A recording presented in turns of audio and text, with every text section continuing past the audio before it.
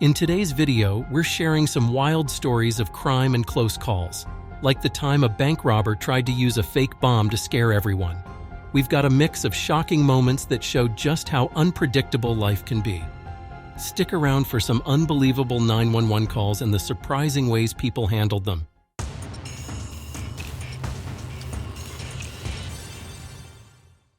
This man tried to rob a bank with a fake bomb. Oh, it's emergency.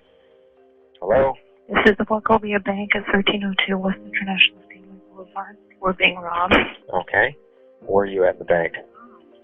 He's saying he has a bomb. He's saying he has a taser.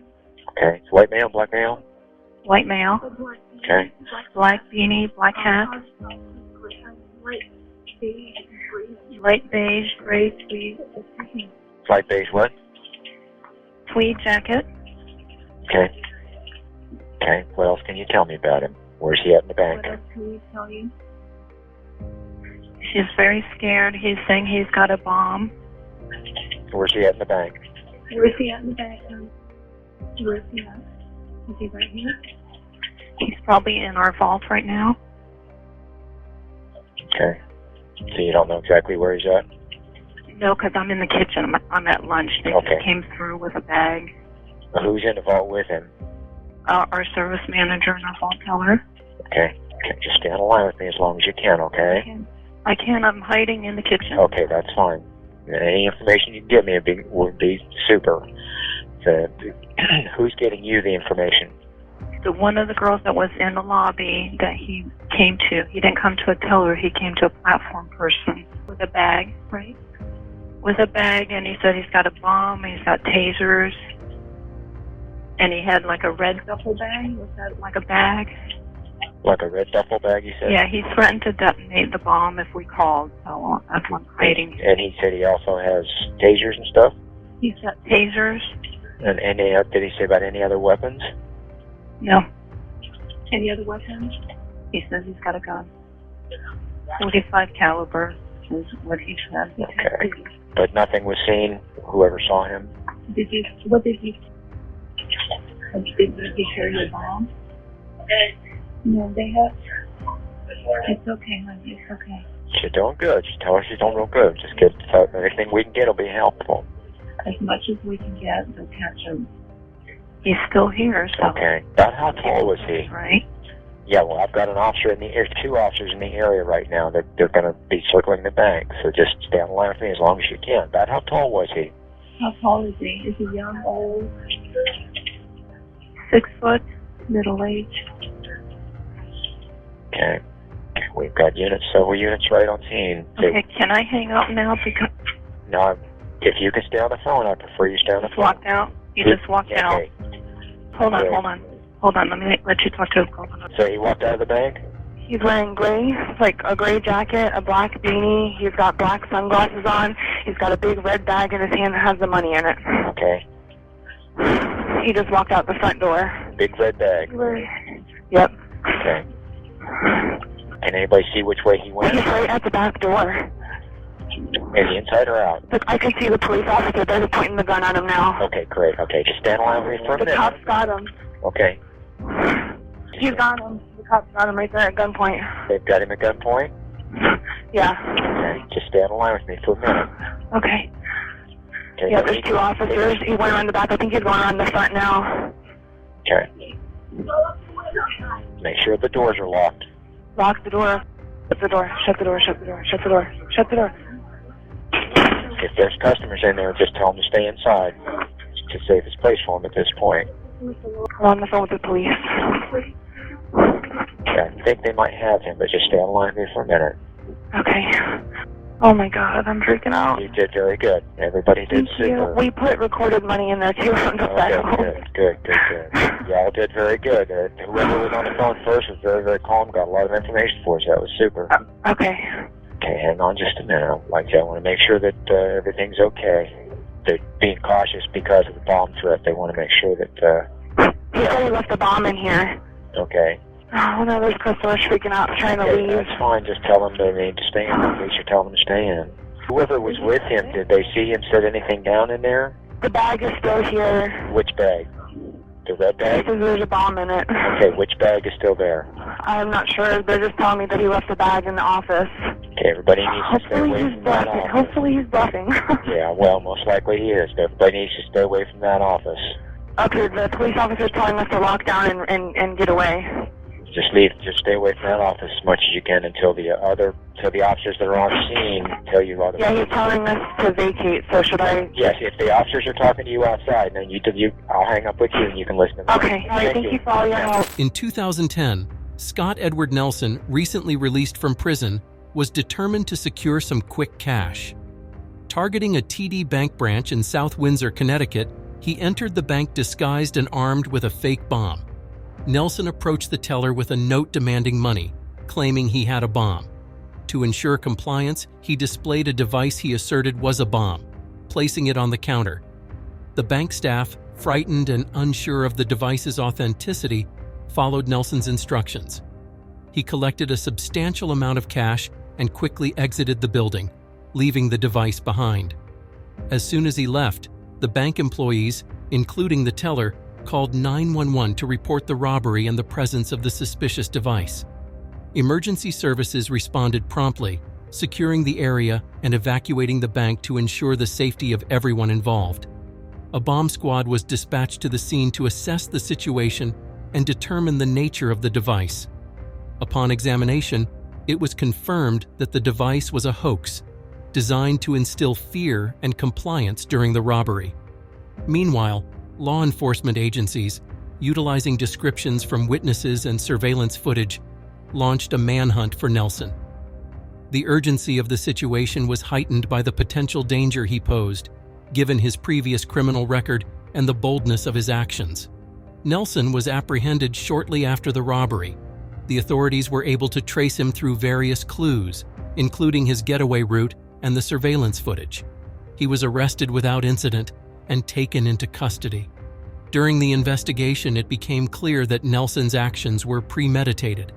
He had planned the robbery meticulously, including the creation of the fake bomb to ensure the bank staff's compliance without resorting to actual violence. Nelson's criminal history included previous convictions for similar offenses, making this incident a continuation of a pattern of behavior. His capture and subsequent trial were closely followed by the public, highlighting issues related to recidivism and the challenges of reintegrating individuals with extensive criminal backgrounds into society. In court, Nelson faced charges related to the robbery, including bank robbery and making false claims about a bomb. The case underscored the severe legal consequences of such actions, regardless of whether the device was real or fake. Nelson's sentence reflected the seriousness of his offenses, taking into account both his actions during the robbery and his prior criminal record.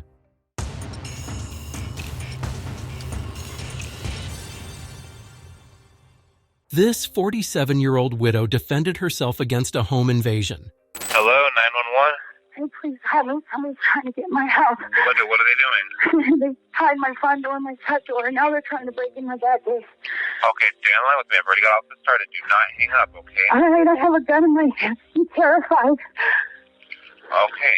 I've got officers already on the way. I'm going to keep you on the phone until the officers get there, okay? You said that they're trying the back gate now? I think they're in the back now.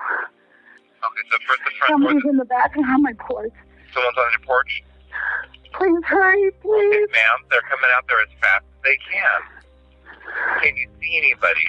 No. I'm not asking you to look, but did you see anyone? Like, are there any open windows? Somebody's banging on my Arcadia door. Okay, are you expecting anybody? No. Okay. There's no vehicles out front of my driveway. There's no somebody walking around on my back porch. Yeah, like I said, I'm going to keep you on the phone until the officers get there, okay? Do not hang up. We have got a lot of officers coming out there. It just broke in. It just broke? Yeah, they broke my Arcadia door. Okay, yeah, I've got them coming out there. They're coming out as fast as they can. Have you heard any voices? No, they're coming in right now, though. Okay, tell me if you see them. Tell me what they look like, how many of them are, whether they're men, women. I just saw one. Just saw one? Okay, did you see a person, or did you see, like, the shadow of a person? Person. Green hoodie. They're coming in right now. Please, please, please. Yeah, they're coming out as fast as they can. I promise you, they're coming out there as fast as they can. I've got a lot of officers responding. Everything you're telling me, I'm typing, and the dispatcher's giving it to them immediately. They're getting all this information. They're breaking out my window. Are you in your bedroom, or? I'm in my bathroom. Okay, yeah, they're coming out as fast as they can. I've got a lot of officers responding. Is there an alley behind your house? Yes. You back up to the canal, right? Yes. Okay. Yeah, you don't need to answer anything. I'm going to stay on the line with you, okay?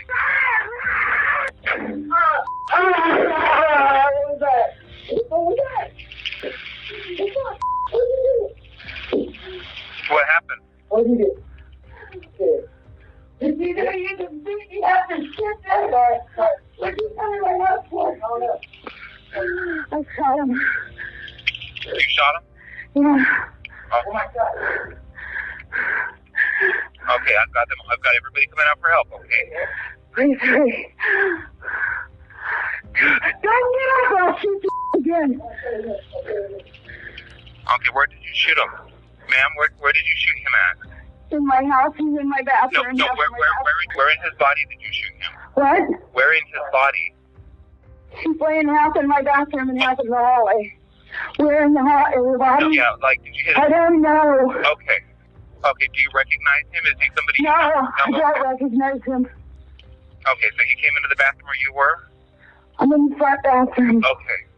I said don't move. What is he saying?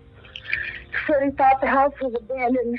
Abandoned house with a car and locked gates. He said before you knocked, you banged, you tried to get indoors. I heard you out there. Because why should I unlock the door? And you're rattling and beating on everything and trying to climb my fence. I'm not even going to talk to you. Yeah, there's no need to. The officers give me their few. I've got just about every officer on that part of town is responding out there, okay? Please get somebody here. Yeah, they're coming out as fast as they can. Are you hurt at all? I don't know. My face is bleeding. I'm bleeding from some places. I don't know where else. I don't know. He was beating on me. He was hitting you? He was beating on me when he found out I was in there. That's why I dropped the phone and I almost dropped the gun. I ended up shooting. Okay. Okay, yeah, I've got them all coming out as fast as they can.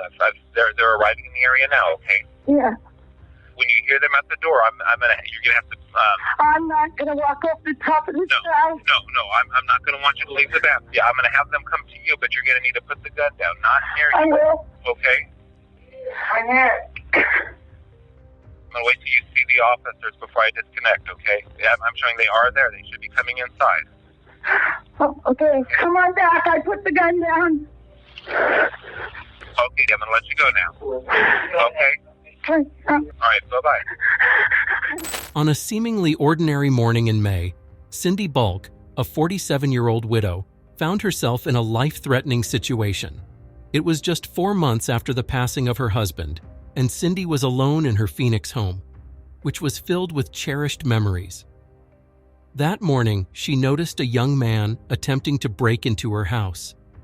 The intruder, later identified as Michael Lewis, a 21-year-old with a history of mental health issues and substance use, initially tried to enter through the front door. Unsuccessful, he made his way to the back, where he used a garden tool to break the glass of a sliding door. Cindy called 911, providing the dispatcher with crucial information about the ongoing break-in. The 911 call captures the tension of those moments. Cindy informed the operator that someone was trying to get inside, expressing her fear and urgency. She armed herself with a .38 caliber handgun, a skill taught to her by her late husband, and retreated to the bathroom, hoping the police would arrive in time. The operator reassured her that help was on the way, but the reality was that Cindy might have to defend herself if the intruder made it inside. As the intruder continued his efforts to enter the home, Cindy remained on the line with 911, reporting each noise and movement. Finally, Lewis broke into the house and made his way to the bathroom where Cindy was hiding. As he entered, a violent struggle ensued. Lewis attacked Cindy, striking her and causing significant injuries. In a desperate act of self-defense, Cindy fired her gun, hitting Lewis in the stomach. The aftermath of the incident was traumatic for both parties. Cindy, who had been beaten and injured, was taken to the hospital, where she spent 3 days in intensive care and a week recovering from her injuries. She was left with chronic pain and required the use of a wheelchair for a year, also struggling with post-traumatic stress. Michael Lewis, who survived the gunshot wound, was hospitalized for a month. He was later charged with burglary and aggravated assault, to which he pleaded guilty. His sentence included a year in prison and 4 years of probation, along with a restitution order for the damage he caused, which he partially paid. Cindy's experience highlights the reality of facing a life-threatening situation and the difficult aftermath of such trauma. She now advocates for others who have experienced similar incidents, encouraging them to seek help and support.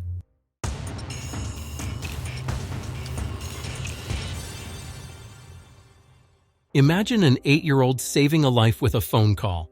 This is the incredible story of Charlotte Portuguese. Tell me exactly what happened. I woke up in the morning and she decided to go in her bed, and then a few minutes later she started to feel sick, and then she went back into bed, and then she started breathing like this. Okay. Alright, is that Mum, is it? Yeah. Okay. Are you with Mum now? Yeah. Okay. How old is Mum? She's 32. 32, okay. Is she awake? Yeah, she's awake. Okay. Is she breathing? She was like, she's not breathing. Sorry, she's not breathing? No, her eyes are still open. Okay. Listen, we're going to get you some help, okay? I want you to stay on the line for me, alright? How old are you? I'm 8. Okay. Now listen, what's your name? Charlotte. Charlotte, is there a defibrillator available? It's CHARLE. Okay. You listen to me very carefully. There's no one home with you, else home with you at the moment, is that right? Yeah, that's right. I've only got me and my mum. Only you and your mum, okay. And Mum's on her bed, is she? Yeah, she's in her bed. Okay. Charlotte, I want you to do your best for me. I want to try and get Mum on the ground, okay? Okay. Alright, here's what I want you to do for me, alright? We're going to do your best to get onto the ground. Alright, don't worry about hurting Mum. Now, is there a sheet or a blanket underneath Mum? Yeah, there's a sheet. Okay, here's what I want you to do for me, Charlotte. I want you to loosen it from the mattress, and I want you to stand on the side of the bed for me, alright? Closest to Mum. Let me know when you've done that. Mummy, I need you to get up to bed.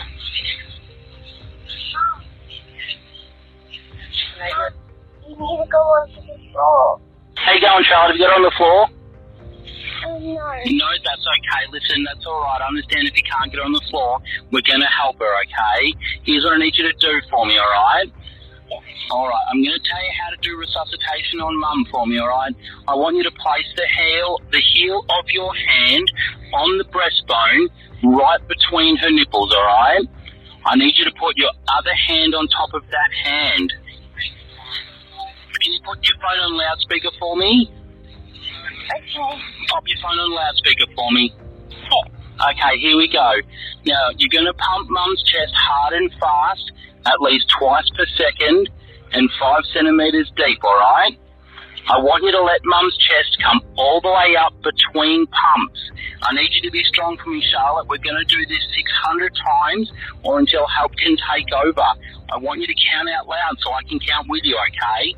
We're going to do it at this pace. Ready? 1, 2, 3, 4. 1, 2, 3, 4. Count out loud for me, Charlotte. 1, 2, 3, 4. 1, 2, 3, 4. A little bit quicker for me, honey, all right? 3, 4. 1, 2, 3, 1. 2, 3, You're doing a really good job. 4, 1, 4. You're doing really well, sweetheart. Keep going. 1, 2, 3, 4. 1, 2, 3, 4. 1, 2, 3, 4. 1, 2, 3. I'm still here with you. Keep going, sweetheart. You're doing really well. The ambulance and the fire brigade are not far away to come and help Mummy, all right? Okay. We've got 2 doors and they're not open. Can I go in? I want you to quickly go and unlock the doors for me and come right back. Okay. Go into that right now. Come right back. Can I touch the door for me, sorry? Who's there, Charlotte? I'm going to here. I'll leave you with them, okay? You did really well. You're a really good girl. In the quiet suburb of Oakwood, Australia, Charlotte Portuguese demonstrated bravery beyond her years. On a seemingly ordinary afternoon, Charlotte noticed her mother Julia was not responding and appeared unwell. Recognizing the urgency, Charlotte immediately reached for the phone and dialed 000, the emergency number in Australia. Calm and composed, Charlotte spoke to the operator, explaining that her mother was unresponsive. The operator, recognizing the gravity of the situation, guided Charlotte through a series of questions to assess Julia's condition. Charlotte provided clear answers, describing her mother's state and following the operator's instructions with precision. The operator instructed Charlotte to stay on the line and provided essential guidance, such as checking if Julia was breathing and following steps to keep her comfortable until emergency services arrived. Charlotte remained composed, repeating the instructions out loud and ensuring her mother was positioned safely. Meanwhile, paramedics were dispatched to the Portuguese residence. The operator assured Charlotte that help was on the way, praising her for her quick thinking and calm demeanor. Charlotte continued to monitor her mother's condition, updating the operator with any changes she observed. The paramedics arrived within minutes, thanks to Charlotte's detailed information and swift action. They immediately began assessing Julia's condition and provided the necessary medical attention. The timely arrival of the paramedics, facilitated by Charlotte's clear communication, was crucial in ensuring Julia received the care she needed. Julia was transported to the hospital, where she received treatment and eventually recovered. The doctors and emergency responders commended Charlotte's actions, noting that her ability to stay calm and follow instructions played a significant role in her mother's recovery. This incident highlights the importance of teaching children basic emergency response skills and how to use emergency numbers. Charlotte's story serves as a reminder that even young children can make a difference in critical situations, given the right knowledge and guidance. Charlotte's actions were recognized by the local community, and she received accolades for her bravery. Her story was shared widely, inspiring others and emphasizing the importance of preparedness in emergencies.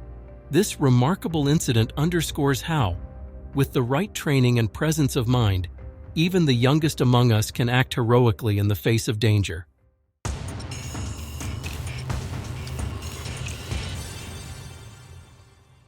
A devastating event at a local deli leads to the loss of a community pillar.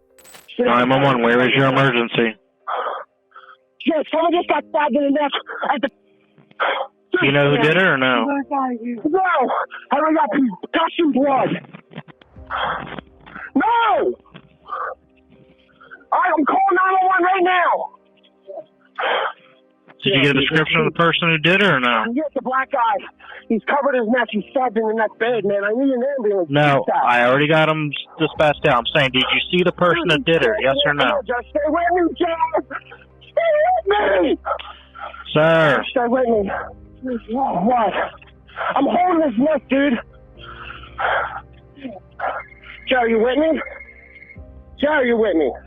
Sir. Joe, you with me? Can anyone get a clean towel or cloth to apply pressure where he's bleeding from? I'm on his neck. Is the person who stabbed him there? Yes or no? No, he's gone. He ran. Did you get a description of him or no? Yeah, he's a black guy, wearing a black coat, riding an orange bicycle. He's stabbed in the neck. Here, take my phone, call 911. You talk to 911. Come here. My phone, take my neck. Sir, there are helps on the way out there, okay? Just apply pressure, okay? Just keep applying pressure. So on 911's on there. Hello. Hello. Tell him to keep applying pressure. Keep applying pressure. Keep applying pressure. Okay. Is he in a house or are you outside of a house? Say again? Are you inside or outside? We're outside on the corner of Heather and Cuthbert, across from the Shamrock Deli. Okay, Okay. Just tell him to keep applying pressure, okay? If it becomes soaked in blood, add more to what's already there. What is your name, sir? Do you know the person or no? No, I don't. We just pulled over. Oh my God! Okay. Is he blinking? Black guy driving an orange bicycle wearing a hoodie. He's shorter than you. I hear them there. Are they there? Yeah, they're pulling up now. Hurry up!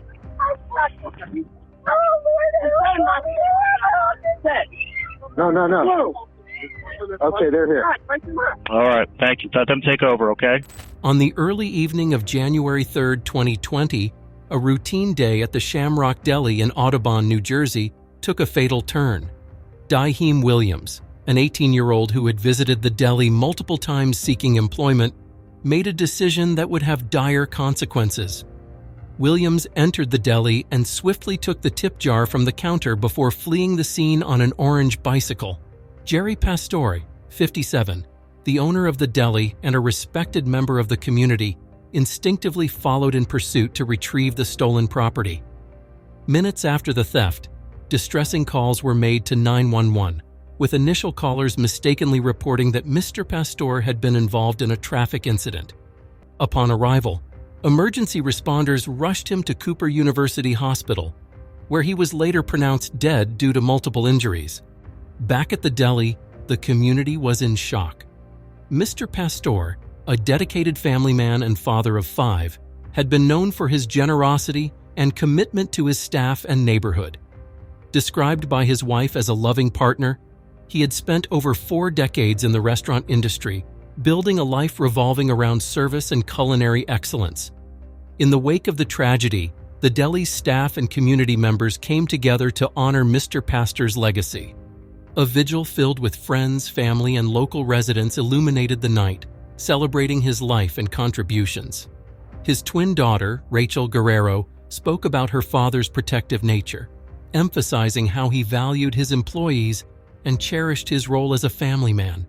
2 days following the incident, Williams was arrested and faced charges related to the altercation and other offenses.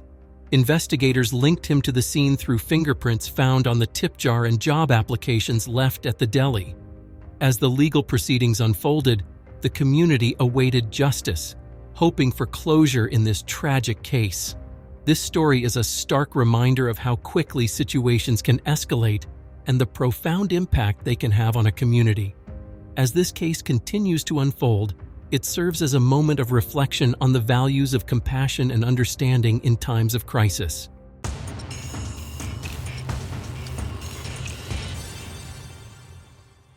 A frantic 911 call about a child in distress leads to a horrific discovery. 911, where's your emergency?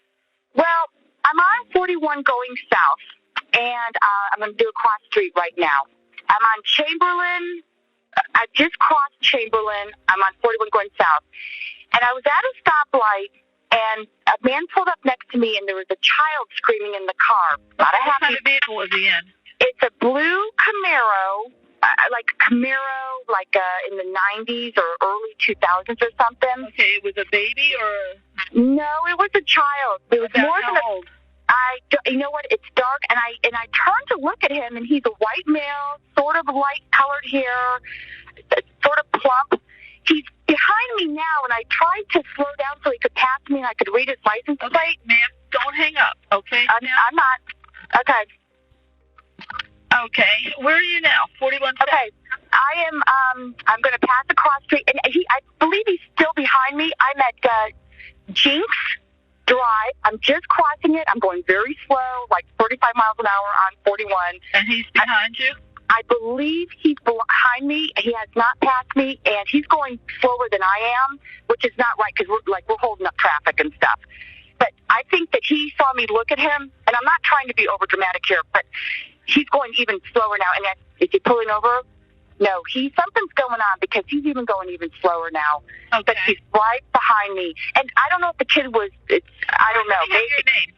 Okay, my name's Jane. Okay, he's pulling over to the other lane now. Jane Kowalski, Kowalski. And give me your cell phone number in case I lose you. 813-205. Okay, he's going to turn. 205-4100. He's going to turn left on Toledo Blade. He's turning left right now. And I'm in the other lane. And you're going southbound, and he's turning left on Toledo Blade. Right, and it's like a blue, I want to say like a Camaro type of car, white male, and there's a kid in the back seat, and they kept banging on the window. Went left on Toledo Blade. About how old is this child? Can you tell me? I did see the child. I'd say less than 10, definitely not an infant, old enough to bang on the window. Okay, 7 to 10? I don't know, 5 to 10. Okay, now it's green, and the green arrows, and he's going now. He's turning left on Toledo Blade. Yeah. Do you want me to turn? Try to follow him, or? Okay. Does he want her to follow him? Okay. Can you turn? He just turned on Toledo Blade. I don't know if I can catch up. There's a bunch of traffic, and I can't get over. Oh boy. There's a child in the car, someplace between 5 and 10, and it was banging on the window and screaming. And crying. And screaming. Like screaming. And not a happy scream, like, get me out of here scream. Left on Toledo Blade.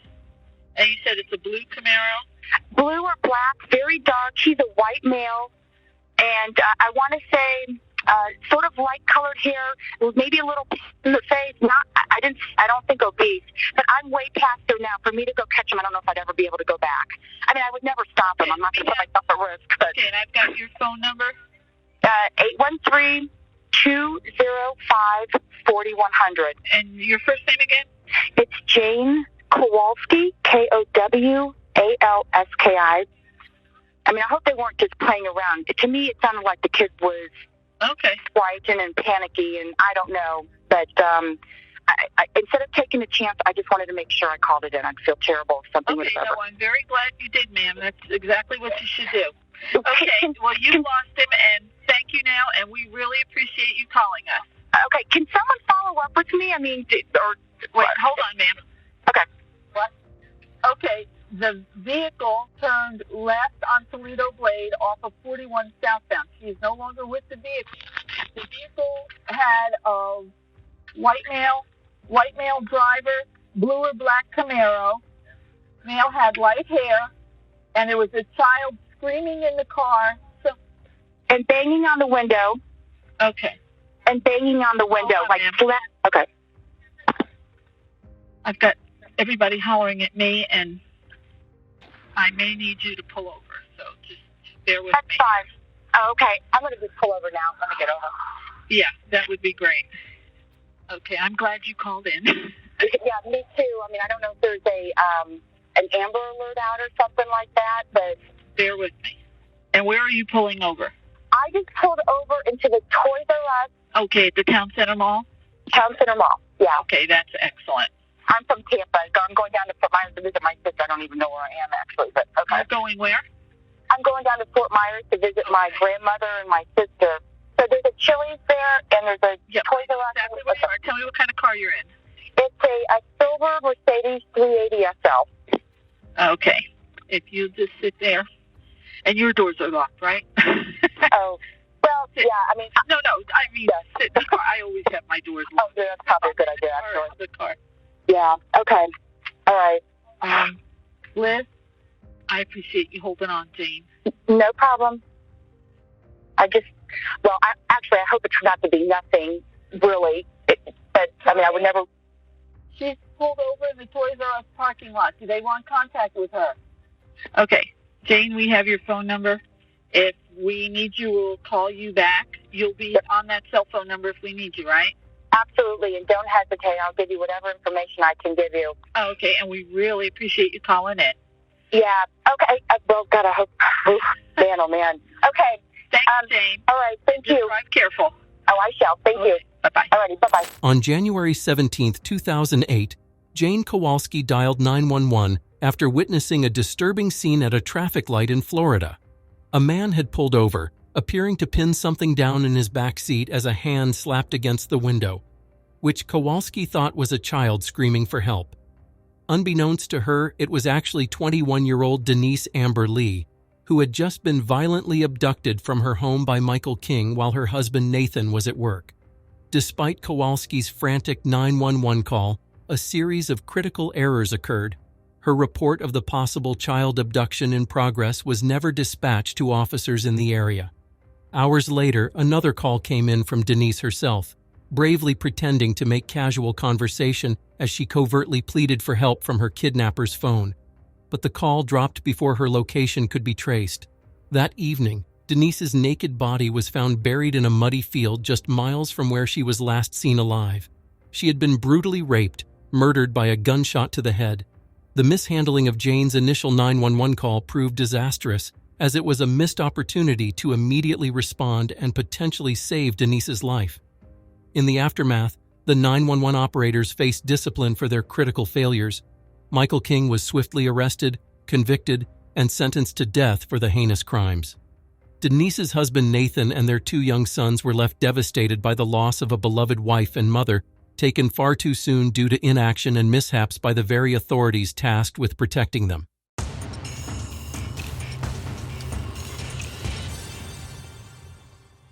In November 2011, this woman hid in a closet from burglars and made the following 911 call. Colorado Springs 911, this is Lori. What is the address of your emergency? 2 men have just crossed my fence. They're trying to get in my house. Can you repeat that address for me? Is it an apartment or a house? House, corner of Shell, corner. They're trying to break the window. And your first name? They're coming in my house. Meg. I understand. What's your first name? Maggie, you said? Meg, M-E-G. Okay. There's 2 males, you said? Yes. One in the red jumpsuit, the other with the blue and white hoodie. And the one in the red jumpsuit, is he white, black, or Hispanic? Hello? Yes. They just broke the glass. Okay. The one in the red jumpsuit, is he white, black, or Hispanic? Black or Hispanic. They're on their way. And the second one, was he white, black, or Hispanic?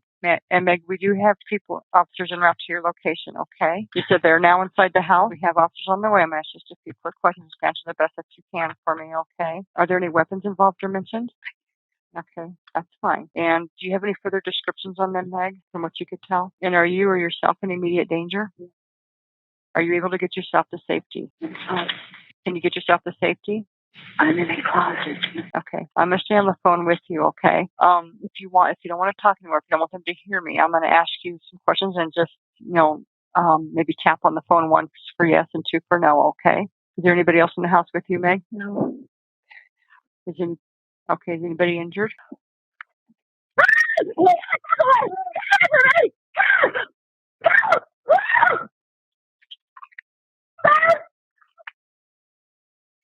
They run.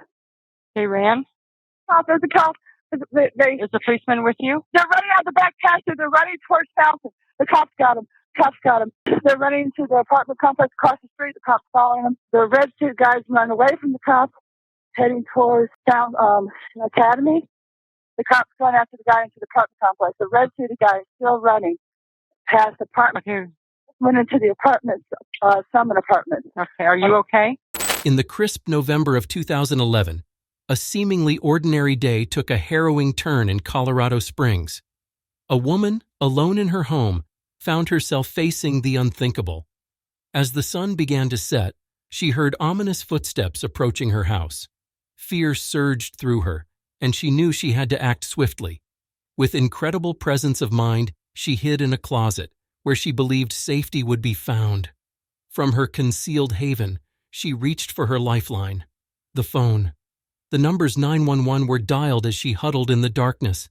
She whispered her plea for help, her voice trembling yet resolute.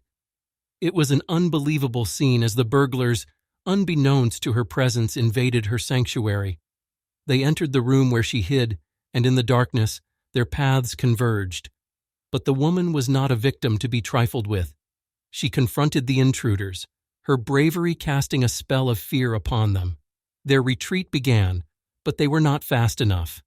Police, alerted by her earlier 911 call, arrived on the scene with remarkable swiftness. The burglars, now fleeing, were swiftly apprehended, their escape cut short by the long arm of the law. What could have been a terrifying tale was transformed into a story of strength and resilience.